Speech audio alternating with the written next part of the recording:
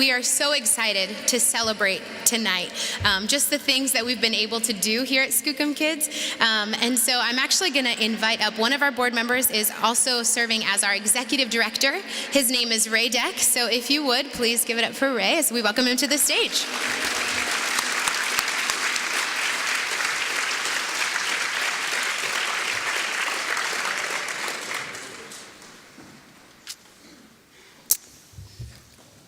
One of the luckiest things that can happen to any human person in their life is to have a happy childhood and a loving home.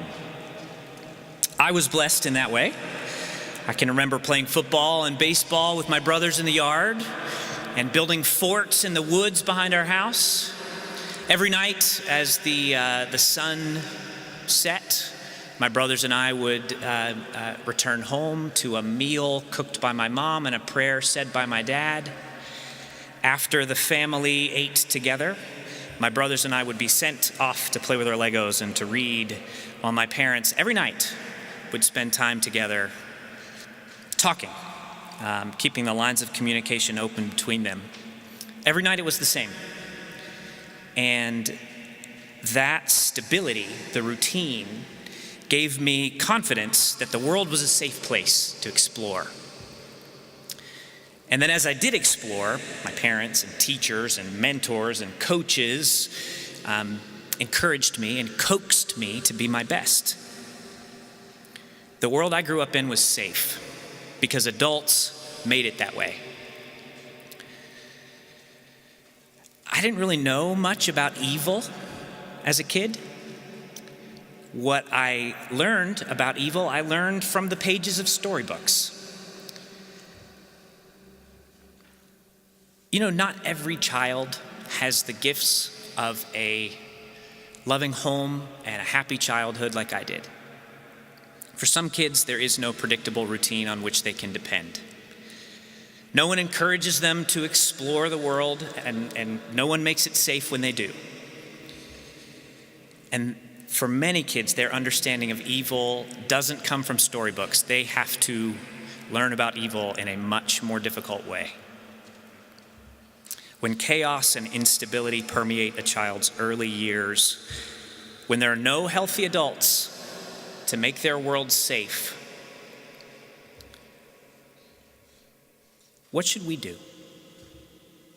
How should we respond when the innocence of childhood is threatened? Well, of course, we have an obligation to rise up, to defend it, to preserve it, to spare no expense or ounce of effort in the preservation of it.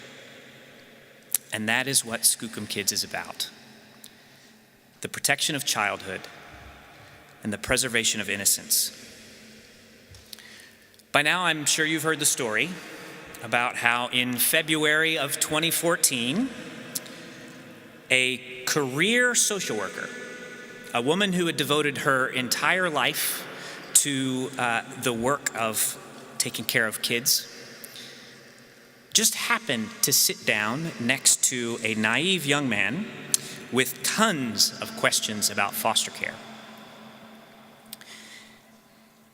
She explained how in our community, children who are new to foster care, children who lacked the benefit of a happy childhood or a loving home, children whose childhood was being threatened, were being removed from their homes, and because of a crisis-level shortage of foster homes, they were thrust into even more uncertainty. Our society's attempts to protect their childhood were not working. A new approach was needed, she said. Now, after a 20-minute conversation, that cocky young guy said, "I think I could make that happen for you." Now, I was that very naive young man, and that social worker, her name is Laurie, is in the house tonight.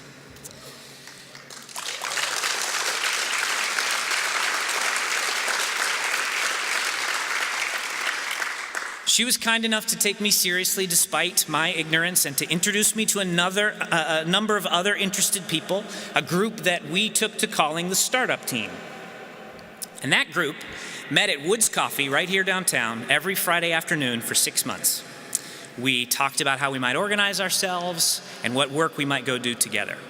And that summer, August of 2014, we passed the point of no return, which is we published a website and we started fundraising and we told the IRS that we exist.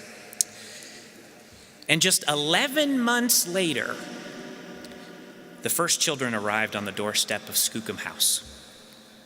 The startup team was really small at first. There was just 4 of us at that first meeting, if I remember correctly. But it has been part of Skookum's DNA from the beginning to invite and include.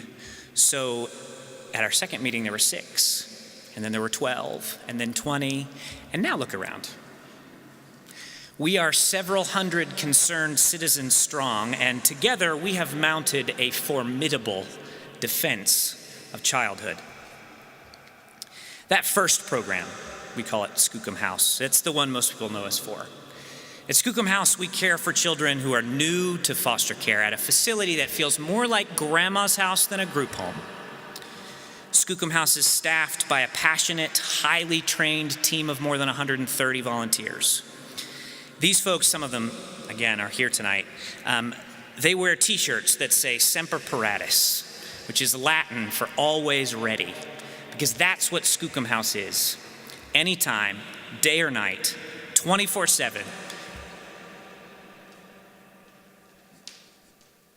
Holidays and weekends, we are ready for children who are in need. Skookum House is a beautiful thing to behold, but it is only phase 1. You see, Skookum House helps relieve the emergency placement problem. It is an unquestionable good, but its impact is limited. Children need to be in homes. And Skookum House is only designed to buy enough time for social workers to find the right home for each child. And they're just flat, aren't enough homes available. Across Washington state, there are about twice as many foster children as there are homes ready to receive them. That means foster parents are overworked and undersupported. Thus, phase 2. We call it Skookum Parents. And our goal is to double the number of foster homes in Whatcom County by December 31st, 2020. We've been working hard on that goal since June. When we wrote it down, that sentence, double the number of foster homes in Whatcom County by December 31st, 2020, at that moment in time, there were 2 foster homes currently working with Skookum Parents. Today there are 13, so strong start.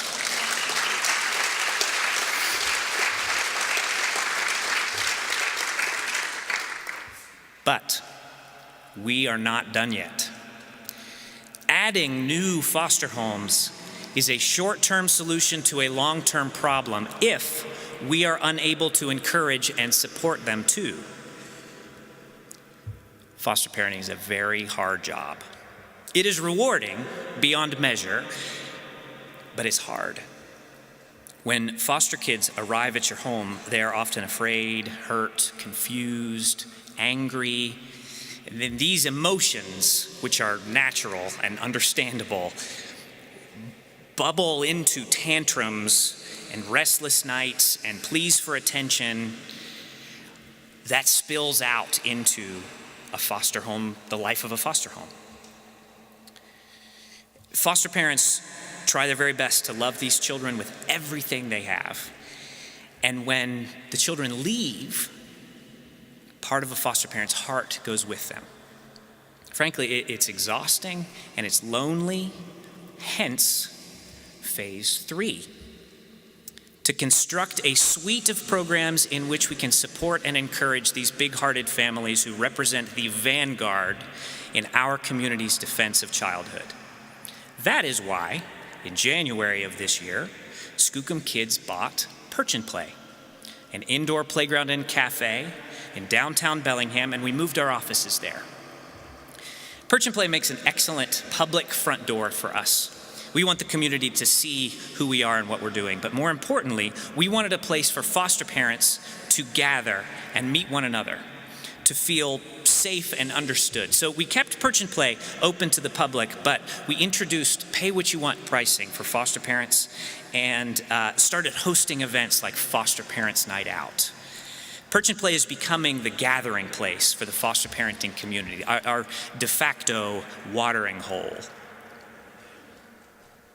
Now, as we look into the future, while we work hard on phases 2 and 3, on doubling the number of foster homes so there is a slight surplus in our community, and on making sure that every foster family in our community is encouraged and well supported, it occurs to us that maybe there are other cities who are dealing with a child welfare landscape similar to the one that we found here in 2014.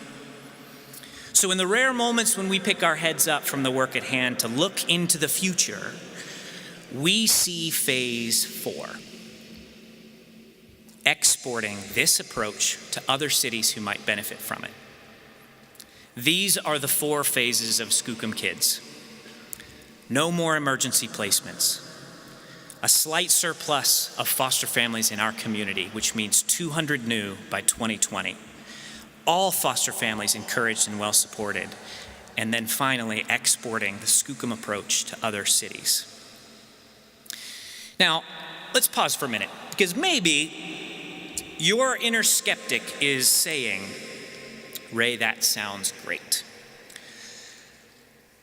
But the foster children you care for have seen and experienced things that no child should ever have to experience. And you are right. But maybe you are also thinking that no matter what we do, no matter how sophisticated our strategy or energetic our effort, this is a lost cause. Because by the time children wind up on our doorstep, they have been irreparably damaged and all hope is lost. And that thinking is not without logic, but it is wrong, and I would like to prove it to you tonight.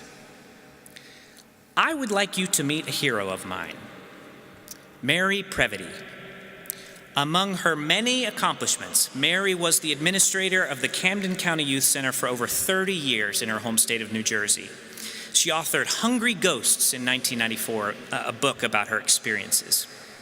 Also in New Jersey, she served on the Juvenile Justice and Delinquency Prevention Advisory Committee and chaired the Women and Children's Services Committee.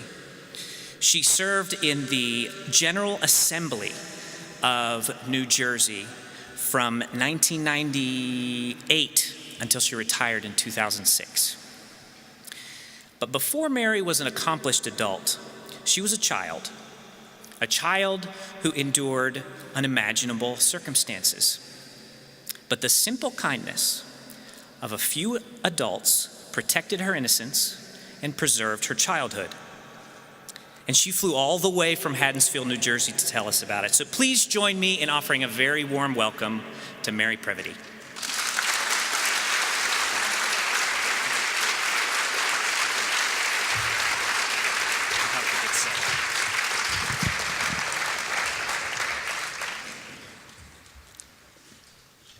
I was 9 years old when I officially became an enemy of Japan.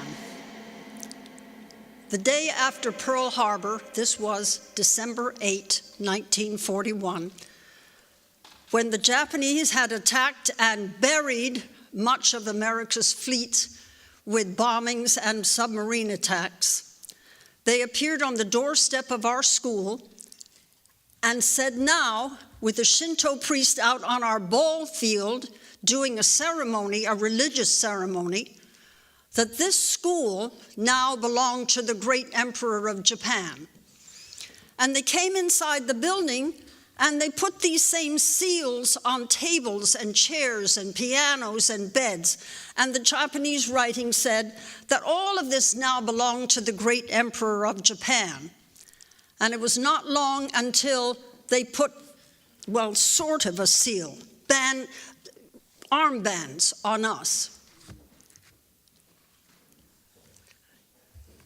I'm going to tell you a story tonight about grown-ups who gave us the miracle of preserving our childhood in this world we found ourselves in. And I want you to think, as I talk to you, how? How did grown-ups who were in a war, also prisoners in a war, in a Japanese concentration camp, how could they preserve the childhood of children? And aren't we talking about children in chaos here and finding places for them? So as I tell my story tonight, I want you to think about how could I preserve the childhood of children? What do children need in a place like that? And I'll tell you more about it. And what can I give? Because I will tell you, you have enormous power to change the life of children. The Japanese went through and said they needed our building to be a Japanese naval base. Now, first off, let me tell you why I was in China. I was born in China. My two brothers and sister and I were born in China to missionary parents, Christian missionaries in China. My father was fourth generation missionary in China. And so we knew about war because the Japanese had already invaded China in the 1930s. And they had chomped it bit by bit, taking it over. So we watched the gunboats in the harbor. My mother had been hit over the stick a couple of times because she didn't get off her bicycle fast enough to bow to the Japanese that had taken over their part of China where their missionary work was being held. We knew about that. We knew what war was like. But it wasn't going to be our war. Our parents didn't really think it was going on. My dad had an American flag painted on the roof of the church in our missionary compound. But you know what? My mother had a way of kind of knowing, what do you do to protect a child for whatever may happen to them? Now, I would think it was the school teacher and my mother. She said, you know what? She said, you put God's words to music. She was born in the Wilkes-Barre area of Pennsylvania, and she said, you know, you can teach a child. Mary had a little lamb, when she's 3, and when she's 93, she can still sing it. So she put to music the words of some favorite chapters of the Bible, and our favorite of all was Psalm 91. And every day the little Taylor choir would gather around the pump organ, and Mother would pump the music out, and we would all sing from Psalm 91. And then we would come to the words, and he shall give his angels charge over to keep you. He shall give his angels charge. Remember that name, angels. He shall give his angels charge. And by the way, my mother and dad had never lied to me, so why would I not think that was true, that God was going to send his angels to take care of us? I remember distinctly when the Japanese came to march us away to the concentration camp. They wanted our school for a military base, so we had to get out. And a long snaking line of children marched off to who knows where. And up at the head of the line, our headmaster began to sing from Psalm 46, and we were always singing. That was one of the keys to how they helped us.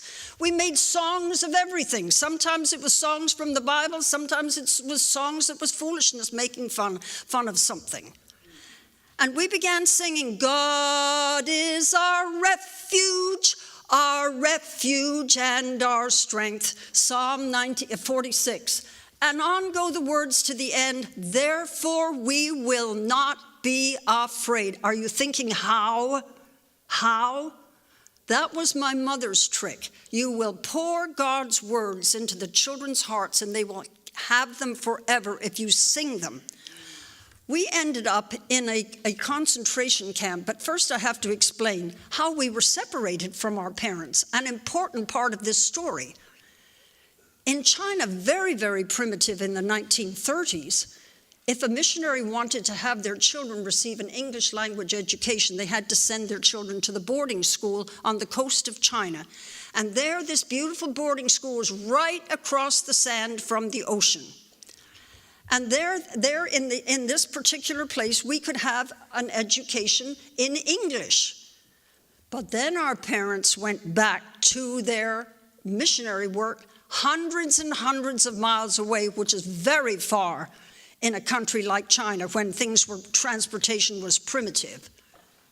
Never in the world did we dream that when our parents said goodbye to us at the school for missionaries' children, that we would not see them again for 5.5 years.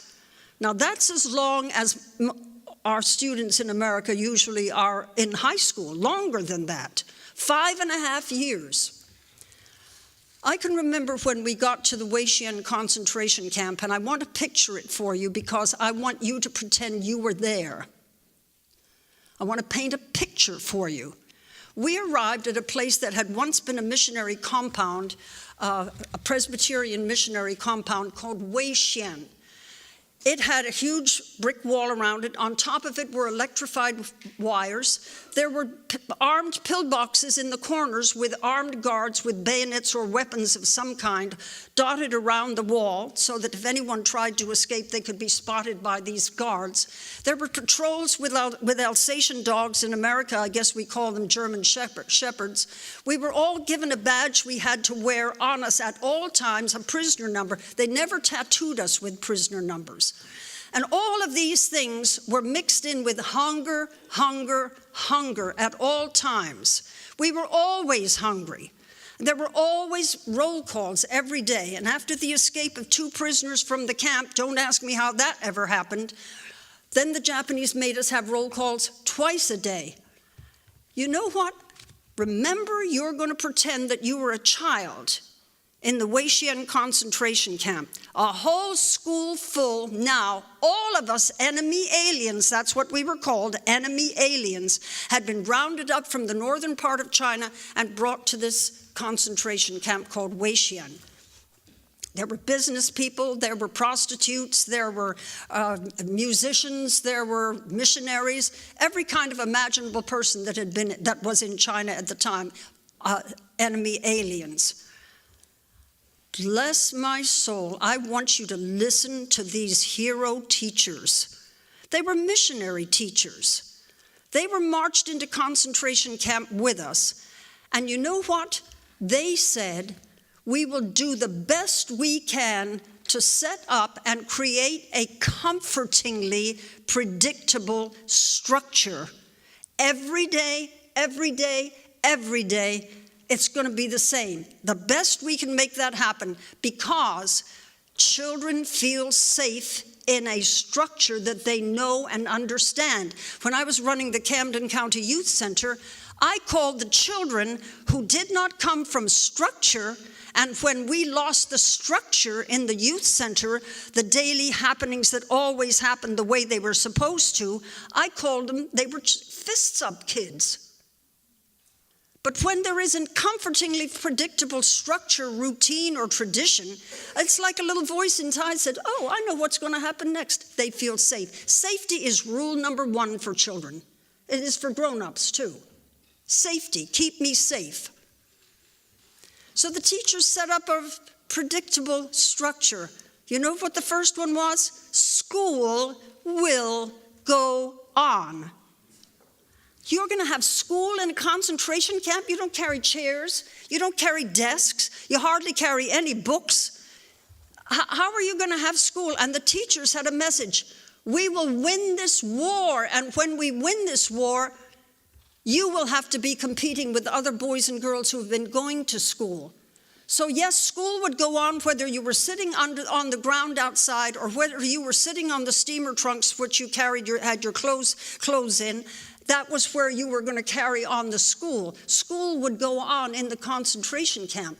And then, bless my soul, when there is terrible sanitation. They would inspect us every day. Were we clean? Were we neat? Had we done our mending? Would we wash behind our ears? Were there little rivers of dirt around our necks? Checking us and our clothes. Did you have any rips and mending in your socks? Needed to be mended. Dresses needed to be mended. And if you did, then we had session at the end of the day when there would be sewing, and you would be sewing these tears up, because you were never to give up. Never to give up.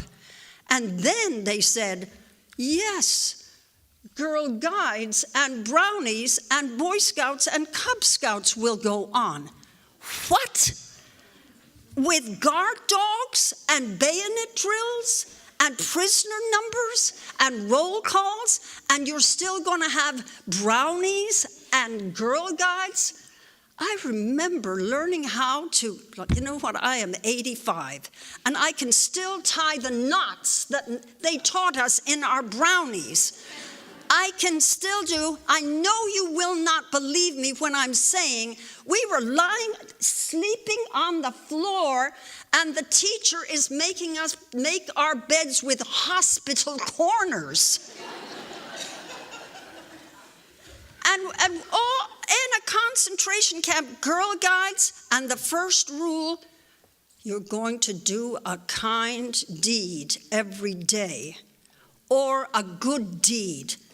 And the letter from one of the Girl Scout patrol leaders wrote to her patrol group, have you been remembering your kindness every day? Not because you want to make a long list of good, kind deeds that you've done, but because every time you do a kind deed, Waishien is a better place. Can you believe this? In a concentration camp when you were hungry? They went on with all of these good things, like learning how to build a fire with 2 matches. With learning Morse code and semaphore, which we would practice in the long wait for the Japanese guards to come to count us for roll call time. By the way, they taught us how to number off in Japanese. We were very smart. Ichi, ni, san, shi, go, went down the line. Whenever they brought an important person to our section, to the concentration camp, they always kept where these little foreign devils, they'd always come to our section to have do the inspections, because we could count off in Japanese, if I may say so myself. Do you know what we sang at the end of every troop meeting? Day is done, gone the sun, from the seas, from the hills, from the sky, all is well. Safely rest, God is nigh. Did I tell you we sang about almost everything? How could you sing a song that all is well, God is nearby, and feel afraid? I only remember one time being afraid in the concentration camp. The teachers allowed us to be children as much as they possibly could, but they expected good manners. They would have us come, and we'd be eating out of a tin can or out of a soap dish, and you might be eating boiled animal grain, and here would come Miss Stark up to you, and you're seated at a wooden table on a wooden bench, and she would say, Mary Taylor, put your back up straight, do not talk while you have food on your mouth. And it was something like, there are not 2 set of rules, one rule for the Waishien concentration camp, and another set of rules for the British princesses in Buckingham Palace. By the way, one of the princesses is now the Queen of England, Queen Elizabeth. So we were to have manners in this place. All of these were the things they set up. And then you know what they said? Let's turn hardship into games. And believe me, there were challenges all the time. Challenges. Bed bugs, rats, flies. Well, they said, let's turn it into a game. Let's have a rat catching competition. So they set up competition between the schools, the Chifu school for the missionaries' children, and then there was at least another school, maybe 2 more, I can't remember. And who was going to catch the most rats? We won 57 rats. I think we came in, our big brothers or whatever it was, got so many rats the last days. We won the rat catching competition. Then the flies were horrendous because of huge sanitation problems. As a result, they said, let's figure out how to get every child a fly swatter and a bottle, and they will kill flies, and whoever gets the most flies wins the prize. Bless my soul, my brother John, little brother, who is now a surgeon in Dayton, Ohio, got more than 3,000 dead flies in his bottle. Bed bugs. If you did not get them, they got you. So they said, okay, the battle of the bed bugs every summer Saturday. You go with your thumbnail or something sharp and go into every corner that you possibly can in your steamer trunk that you slept on. You slept up off the floor. You didn't want to be down where the rats were. You slept on the steamer trunks, and there you would be killing as many as you could, because if you didn't get them, they came out at night and chewed you, bit on you. And the wee girls had a little game. I was in a dormitory with 13 girls, and you know what? We had a routine. We would go to the Japanese quarters in the wintertime to get coal dust. The Japanese never gave us coal blocks or coal, big chunks of coal. That was for the Japanese. We would go with our buckets, and we made a little game. Girl bucket, girl bucket, girl bucket, a long line, making our way to the Japanese quarters and carrying the heavy coal buckets back to the concentration, back to our dormitory. And then we would make it into coal balls, a little bit of mud, a little bit of water, coal dust mixed together. You know what, I can tell you something? What am I telling you right now? Have you heard me tell you I was afraid? What have I been telling you? I and Marjorie Harrison won the prize, well, the recognition, for setting the potbelly stove red hot in the morning when our team was on in our 13-girl dormitory to light the fire to warm the place before the other girls got up. And Marjorie Harrison and I won it. I still remember it after all these years. You know how it feels when you win a special prize about something, right?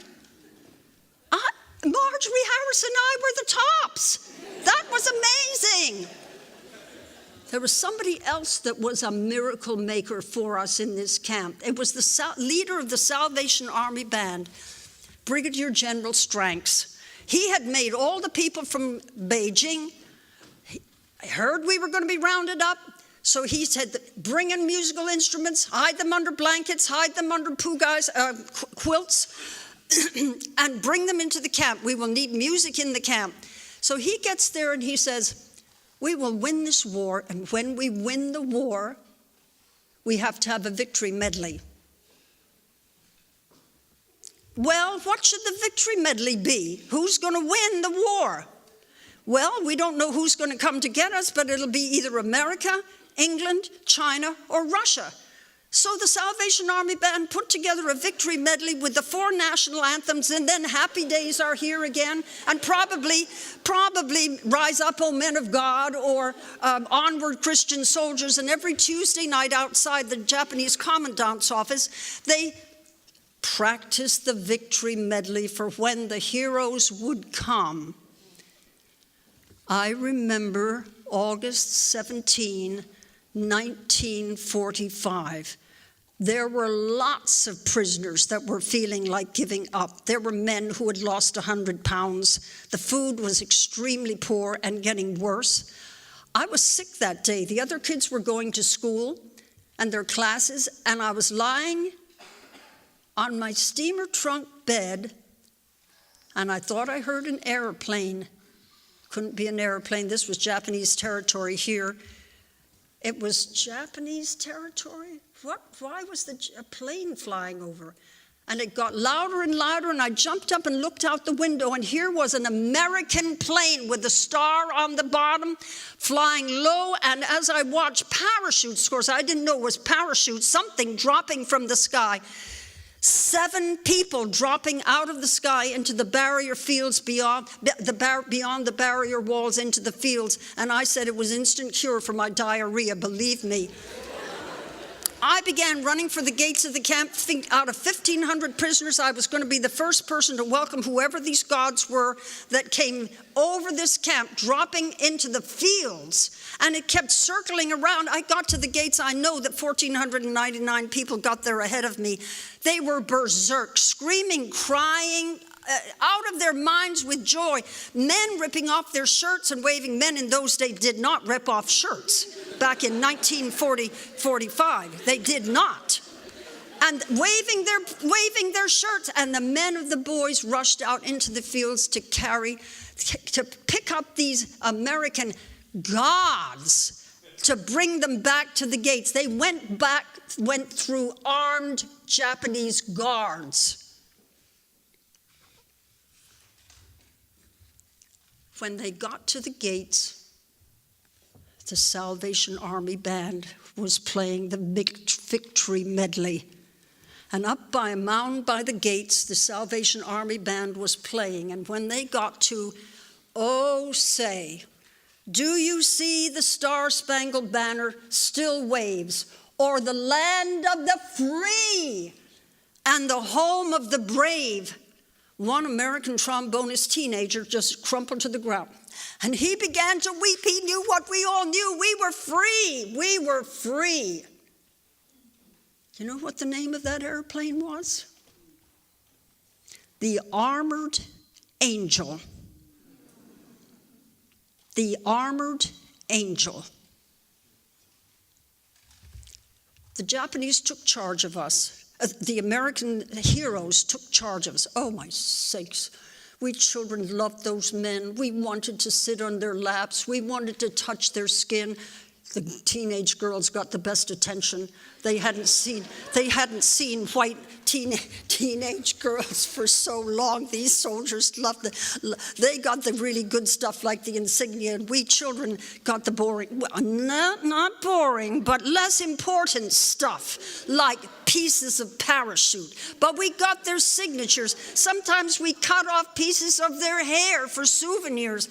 Oh, my sakes, we loved these people. We followed them around wherever they went. And they saw to it that we were repatriated.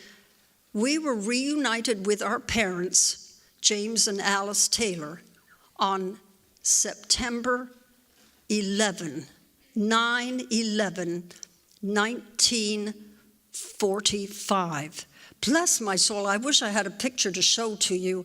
We had a little brother that had been born since we were there that was almost 5 years old that couldn't understand this. Now, why have I told you this story? In a place that is concerned about parents or grown-ups making a difference in the lives of children.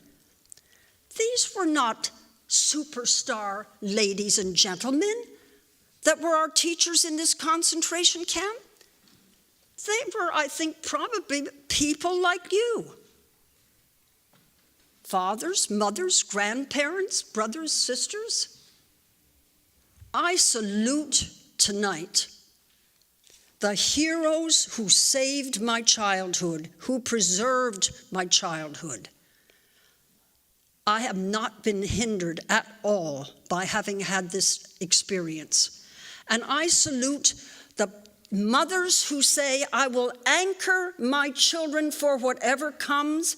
It will stay in their hearts forever, the messages that I put in. I salute teachers or grown-ups who say, we will set structure and comfortingly predictable circumstances for children. I salute the grown-ups who will say, I expect good manners even in chaos, because that itself is a comfort. I salute the heroes that say, I will turn challenges into games. I will set heroes, I will salute to everyone that says, I set high standards, hope, high expectations for all of our children. And I think we've got 200 people here tonight that are ready to join those heroes. Let me salute you.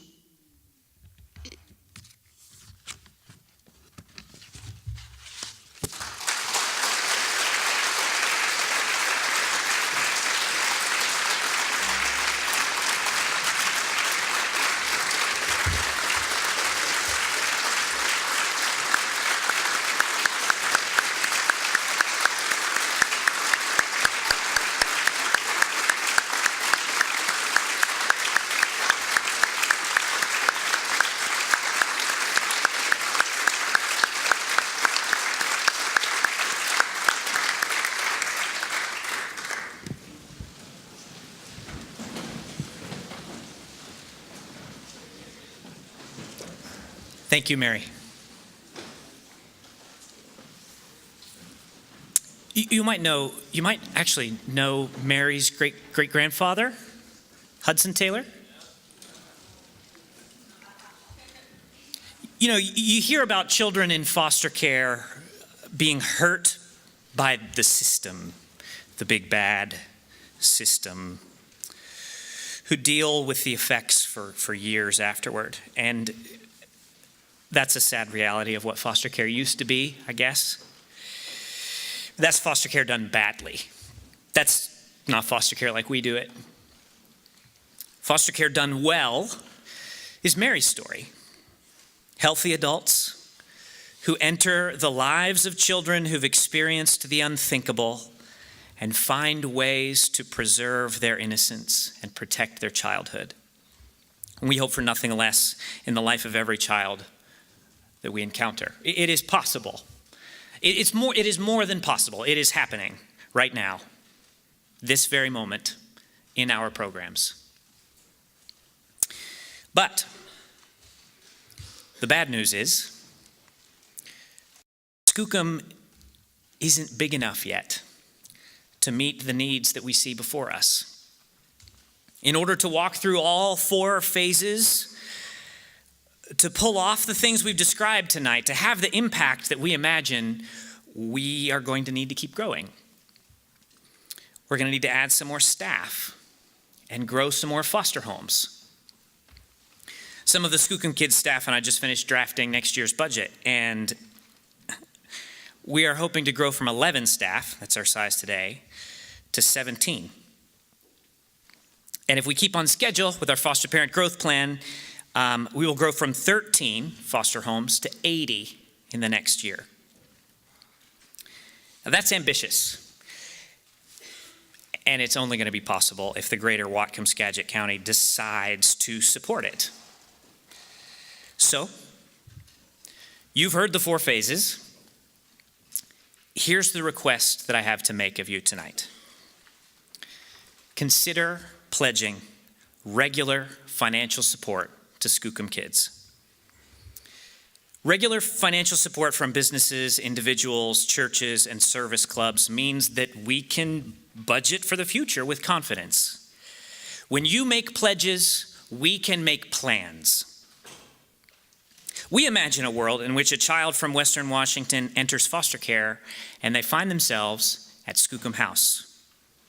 We greet them with a smile before showing them around the house where for the next few days they'll eat, play, laugh, and play with the bunny in the backyard.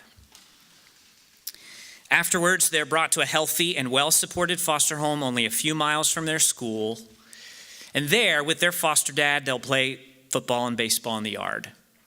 And with their foster siblings, they'll build forts in the woods behind the house. When the sun goes down, they'll return home to a dinner made by their foster mom. After dinner, all of the kids, foster and biological, will be sent off to read and play with their Legos while foster dad and foster mom spend time together, investing in one another and nurturing their relationship.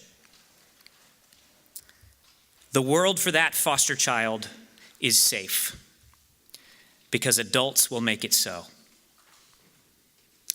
That foster child will be encouraged to explore the world around them, to learn and grow.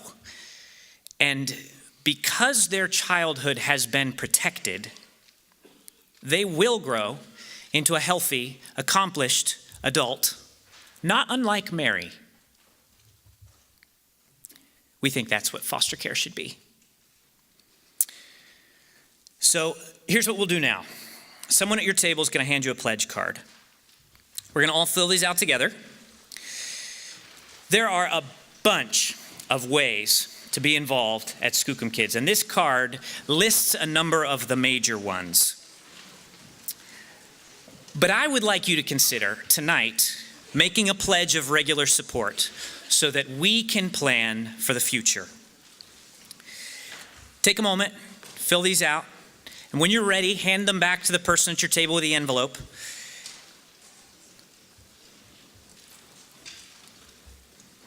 And before I sit down, I should say a couple of thank yous. First of all, Thank you to whoever saved us from the reverb. I believe that Dean, maybe, thank you for saving us from the reverb. I also need to thank anyone here who invited someone else to come along with them. Could you wave at me? If you invited someone to come with you today, wave. So you guys are the reason that this thing is possible. Skookum runs on the fuel of invitations. So thank you, and keep doing that, please. I want to thank Nichole Silva, who's a member of our staff and put in a bunch of extra effort to make this possible.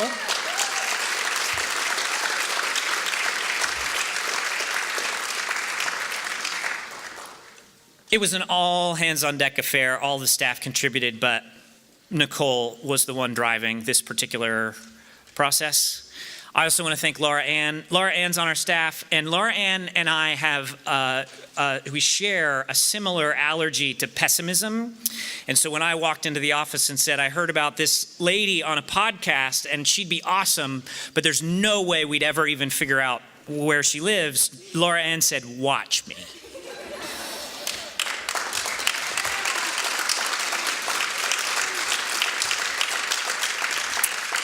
Nichole pointed out to you who our board are, and I want to say to our board of directors, thank you for the wisdom and grace with which you lead Skookum Kids, and thank you for the way that you gently subvert my occasional foolishness. So thank you for the work you do. I need to thank my wife, Keely.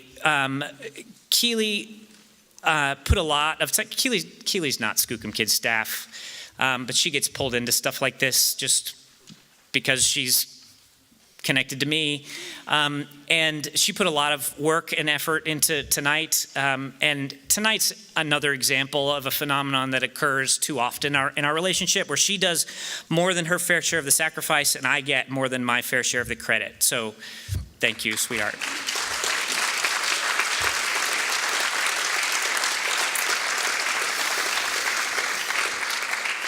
So you have a pledge card. You've heard the 4 phases. I'd like to ask you to consider making a pledge of financial support. Like I mentioned, there's a bunch of other ways to be involved. But most of all, I just want to thank you for being here. Thank you.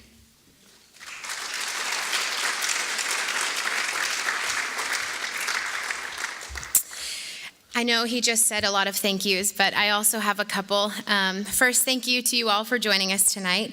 And it really, truly does take this entire community of everyone in this room and a lot of people who are not in this room. So there's people who are at the Skookum house right now taking care of things that we need to be taken care of. And we truly couldn't do it without you. I also want to thank our friend Remy, who actually is the illustrator of this artwork that you see up here. So Remy is incredibly talented, and you will see some more of his artwork in the mail soon. And then also, do you guys see these pins on your table with the SK on them? Those are for you to keep and to take home. Our good friend Evan is also here tonight, and he created those for us on short notice, which is great.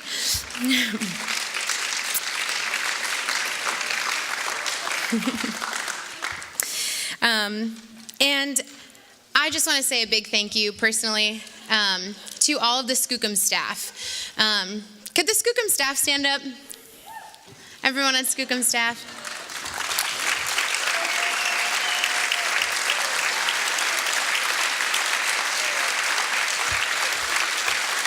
These people have become my family and would never, ever tell you half of the things that they do. And that's what makes them so special and such a joy to work alongside of. It is truly an honor to do the work that we do with the people that we do it with. So thank you for being a part of that. And those people who just stood up, along with our board members who stood up at the beginning, we will all be around up at the front or maybe at the back. I think I keep mixing that up. This is the front, that's the back, but I keep calling that the front. So we'll be around. So please feel free to ask us any questions, concerns, and ways you want to be involved, or just to say hi, whatever it is. We'd love to meet you if we haven't met you yet. We also have a couple foster families out here, and we are so grateful that you guys are here. Thank you for the work that you do. So again, feel free to talk to us about any questions that you might have. We would love to hear from you. Please grab some more dessert on your way out. But thank you all for being here, and have a great weekend.